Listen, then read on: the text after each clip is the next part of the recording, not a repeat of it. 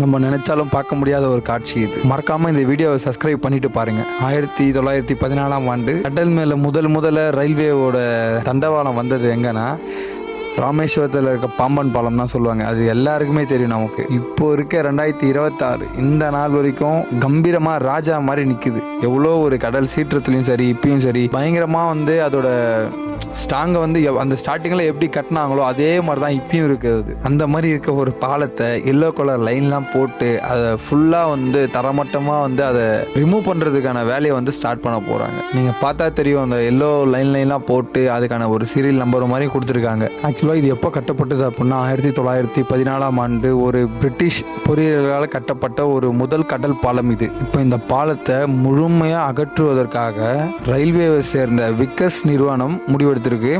இப்போ அந்த நிறுவனத்தின் மூலமா கிட்டத்தட்ட இந்த பாலத்தை ரிமூவ் பண்ணுறதுக்கான ஒரு பட்ஜெட் 2.81 கோடி டோட்டலாக இந்த பாலத்தை ரிமூவ் பண்ணுறதுக்கான ஒரு பட்ஜெட்டு. அதுவும் இந்த பட்ஜெட்டை லாக் பண்ணி 4 மாதத்துலேயே இதை ஃபுல் ரிமூவ் பண்ணி அதை எங்கேயும் தூக்கி போடாமல் அதே ஊரில் ஒரு எக்ஸிபிஷன் மாதிரி வச்சிங்கன்னா இன்னும் அது நல்லாயிருக்கும். இதே மாதிரி நீங்கள் பல வீடியோக்களை நீங்கள் பார்க்கணும்னு நினச்சிங்கன்னா இந்த மக்கள் மீடியாவை சப்ஸ்கிரைப் பண்ணி வச்சுங்க. உங்களுக்கு ரொம்ப யூஸ்ஃபுல்லாக இருக்கும்.